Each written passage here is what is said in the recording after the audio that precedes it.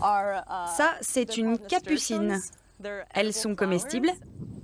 Contribuer de manière positive à la communauté qui les entoure, c'est également l'ambition de Bri et de son mari. Il y a plein d'enfants dans le quartier. Ils nous ont aidés à planter les fleurs, la verdure, à faire le compost. Impliquer les plus jeunes dans ce qu'on fait, c'est très important. On n'exploite pas la terre, on en fait partie.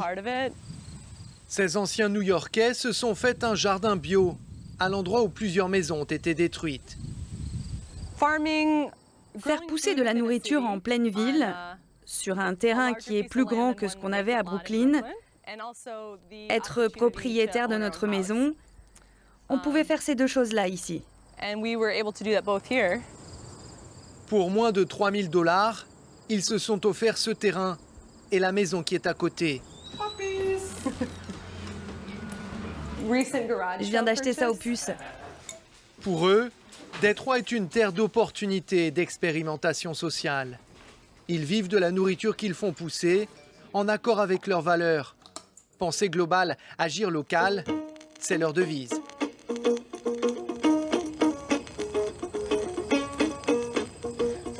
C'est vraiment très intéressant. Ça, c'est de la roquette sauvage. Si on pense à tous les problèmes de la ville, alors on va se sentir débordé. Nous, on concentre nos efforts sur 2 rues. Si ce jeune couple a pu trouver ce logement et bénéficier de ces opportunités, c'est grâce à un programme récemment lancé par la ville.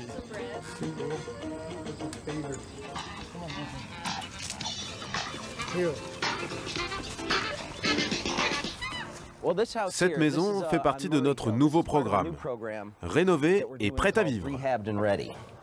La municipalité a saisi 60 000 terrains et plus de 20 000 maisons qu'elle juge vivables.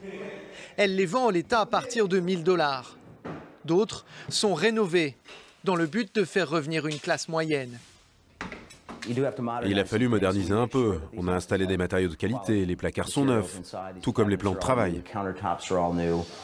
Les fenêtres sont sécurisées afin d'éviter le vol et le squat. Les démolitions de certaines maisons jugées irrécupérables et les rénovations d'autres biens, c'est le meilleur moyen d'endiguer la fuite des habitants.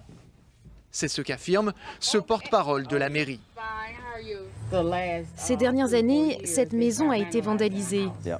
Ouais, et on ne veut plus voir ça dans le quartier, parce qu'il y a trop de jolies maisons comme la vôtre.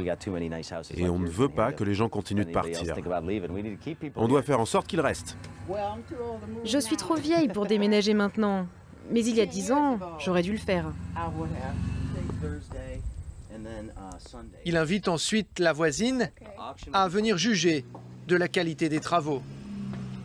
Elle est comme neuve. Et ils vont couler une dalle juste là derrière pour y construire un garage. La voisine connaissait l'ancien propriétaire. Elle l'a vu partir comme bon nombre d'autres habitants du quartier. C'était l'époque de la crise des subprimes. Des prêts dans les mensualités se démultipliaient.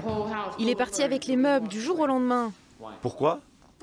La même raison que les autres. Il ne pouvait plus payer son crédit, c'était trop cher.